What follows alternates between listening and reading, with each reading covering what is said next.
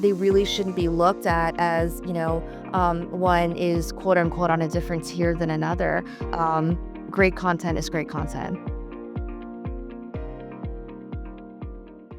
Hi, Janita. Welcome. Thank you. Thanks for having me on. I'm super happy to have a bit of a time with you. And particularly, I think you guys are very active when it comes to the creator economy. And I think that's quite fascinating because I feel that there's a big divide between big media, traditional media, where, I'll put us maybe in that bucket and the creator media. And I feel that companies who are able to bridge that gap, honestly, they have it all figured out. So first and foremost, tell me about you. Who are you? What are you doing at FilmRise? Sure. I am the head of content for FilmRise. So I oversee a couple of different verticals. One, which is library licensing, finished content, maybe TV shows that have been on air for many years. FilmRise would act as a distributor. Through that, we distribute titles like Unsolved Mysteries, Heartland. A second vertical is co-productions. So we Okay. will partner with, international producers to, participate financially and then take on the distribution rights for really true crime. That's the space we're in. Okay. Uh, Cool. so we're coming out with Millionaire Murders. We already distribute World's Most Evil Killers, Killers Caught on Camera. And then we're also in the creator space.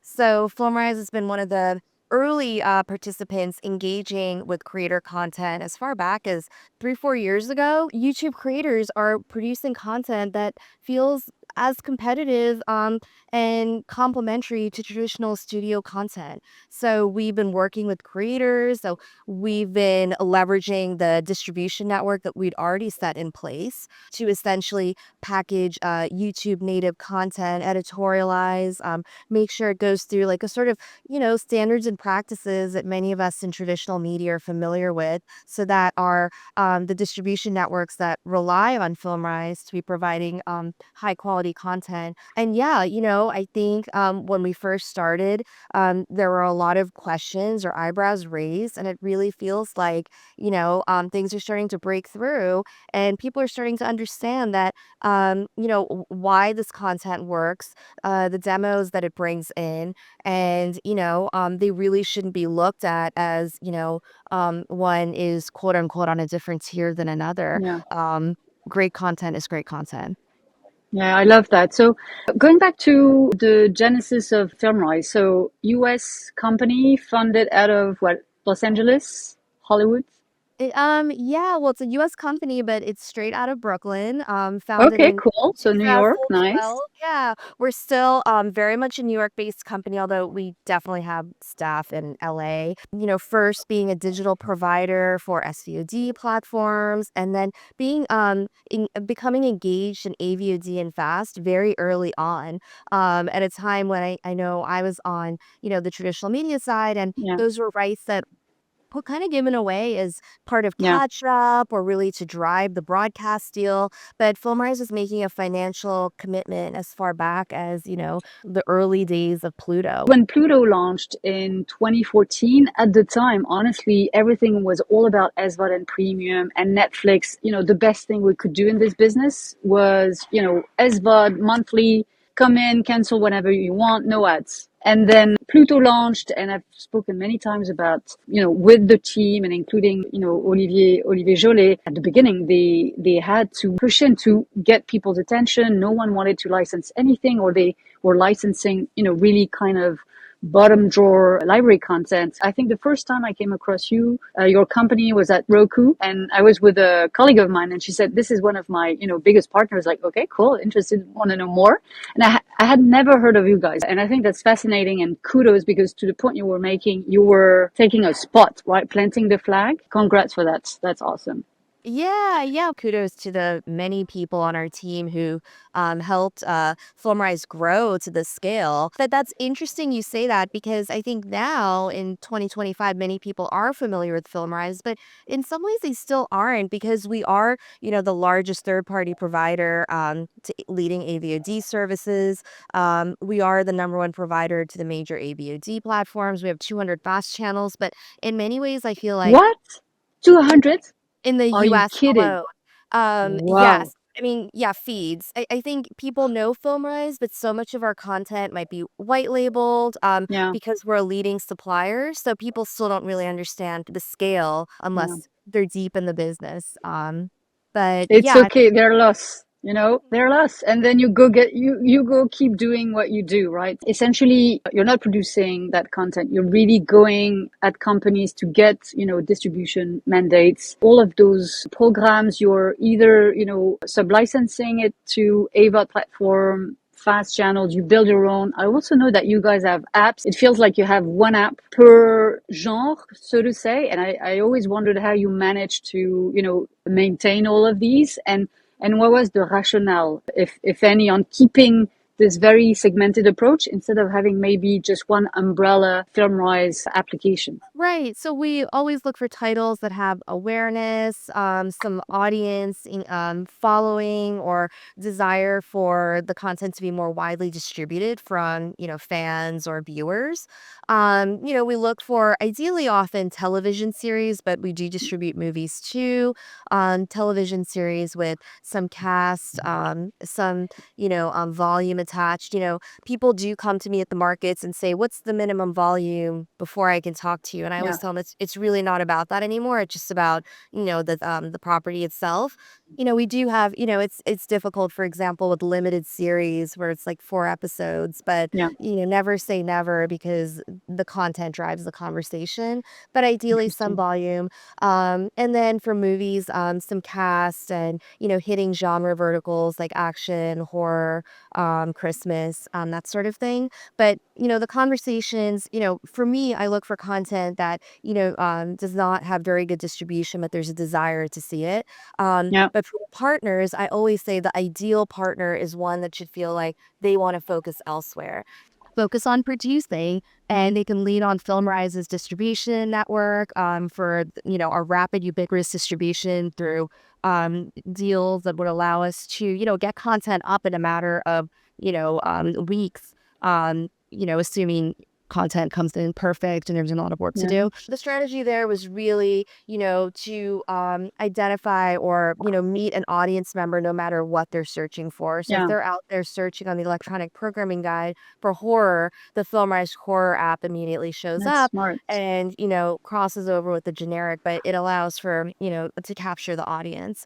And thinking about a very crowded marketplace is a very big part of our strategy, Yeah, because the days of the 4 channels and flipping through and yeah, easy decisions are no longer there. And while we have the wealth of being able to watch whatever we want, it can also just become overwhelming for viewers when the reality is it's Thursday, it's 8 o'clock, maybe your kids are asleep, you have a limited window, and you don't want to begin a vast research project. So that's why we always try to think of how we can find audience members where they are, which is the opposite of the strategy 10 years ago, when if you're working behind, for yeah, a cable network with a pay, you're essentially thinking of, what is special so that a consumer wants to keep paying month over month. yeah, That's the same thing I think during SEOD space as well, you'd be thinking for of. But sure. for us, it's like,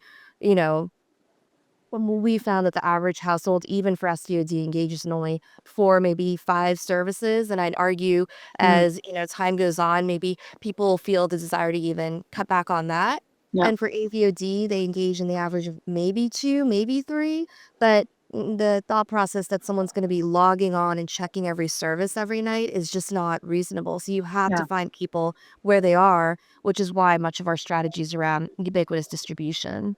Yeah, I love that.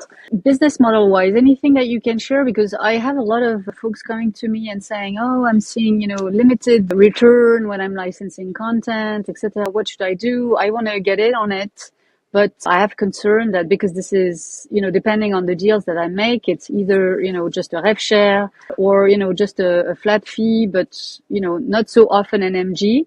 Anything you can share on the way that you guys do business with your partners?"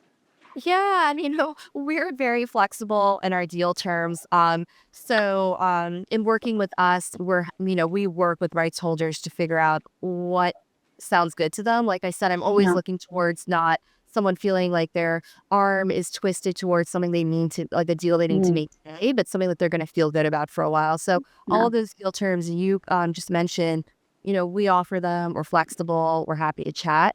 I think in terms of individuals who are expressing that concern to you, yeah, it's true. It can be a challenging space because, sometimes there is that pushback of this is the only way that we work. And so let's get to the nitty gritty of the top genre, and then we can spend some time talking about why you're going after creators, who specifically, the type of response that you're getting from platform. Is there a demand? I'm a big believer in that.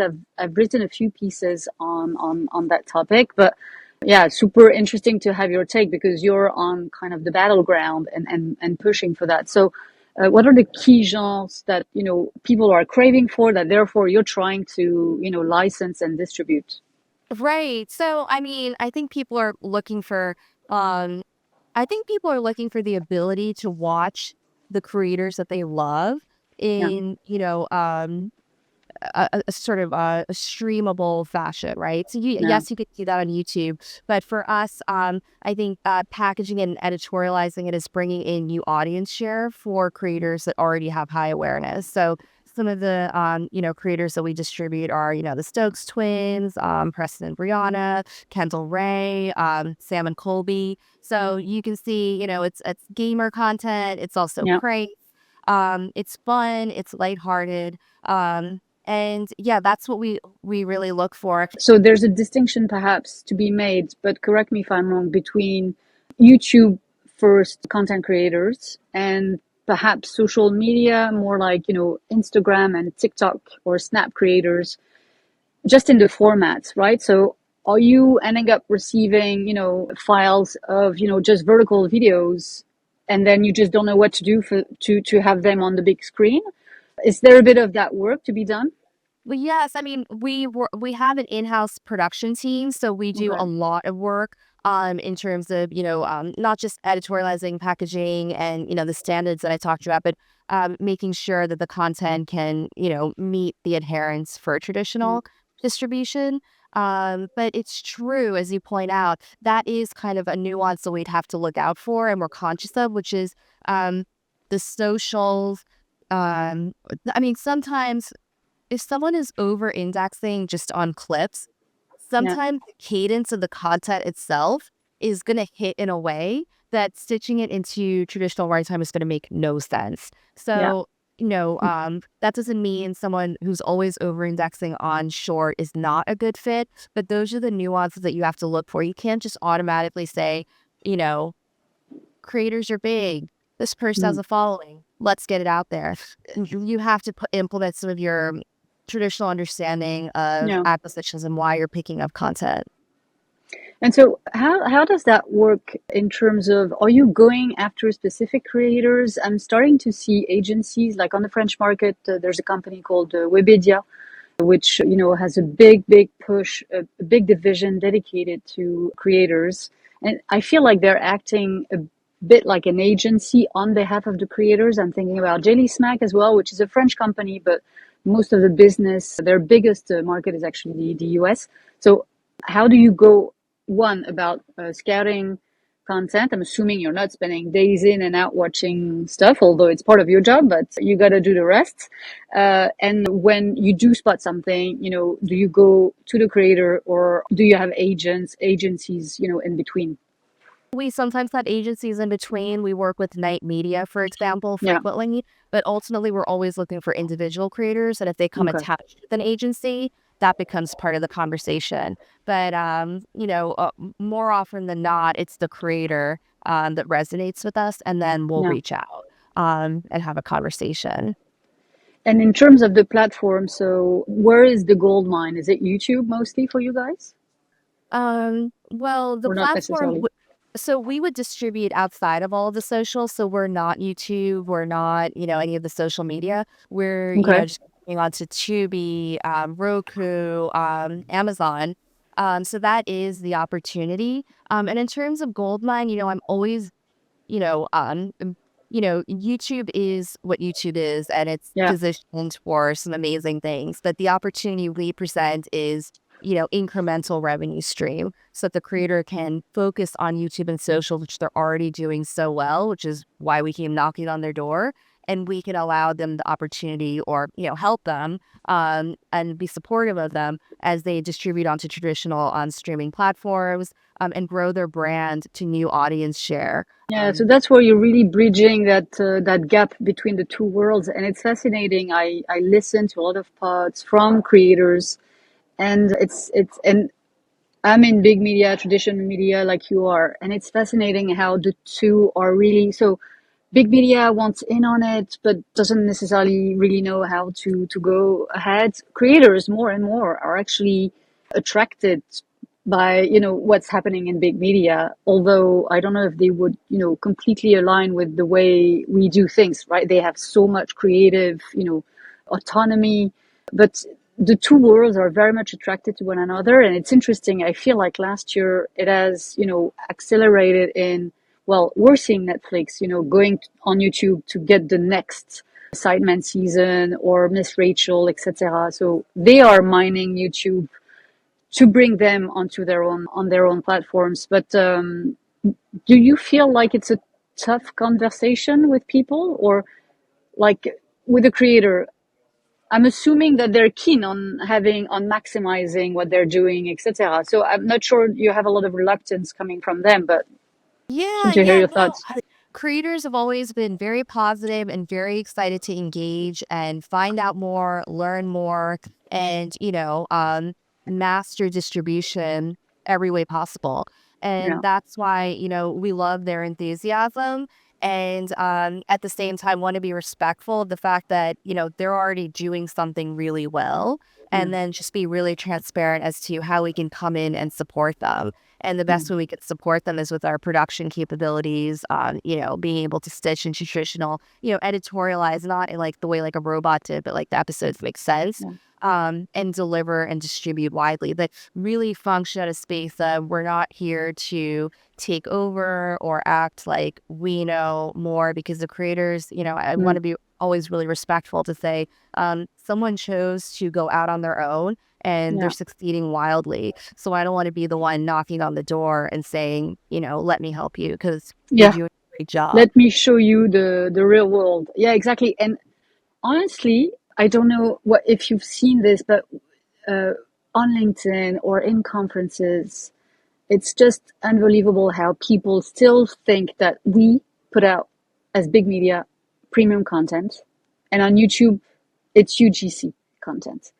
I mean, it is changing. The fact that we're seeing, folks like you guys and the Netflix or Amazon with Mr. Beast going to those creators and bringing them onto this other side of the equation. But you still have that distinction that it's lower attention, lower quality. I don't think people realize two things. A lot of those creator companies, they are companies. Like, look at the guys from Dude Perfect. Like the HQ, it's better than most HQs I've seen from big media companies. They have the gear, the staff, the skills, the know-how. They are professionally producing content, and yet we're still thinking that it's just folks having fun.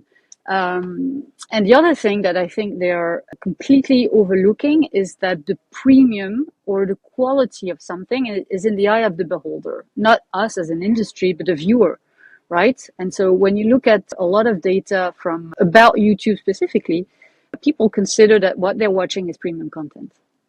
But we say premium content is on Netflix or on traditional TV or whatever. I find it fascinating and but depressing at the same time. I think the industry needs to evolve. But in the meantime, Well, keep the way you this your own laid it thing, huh? out, you Yeah, just laid it out in a way where it's so obvious that what is happening is we're just talking about it like the way people thought of indie film. yeah, And didn't we learn that, we don't need to look at it like less than because it turned out to yeah, be, wildly successful and something viewers want to see. So why are we doing yeah. this again when we talk about the Yeah. creator economy?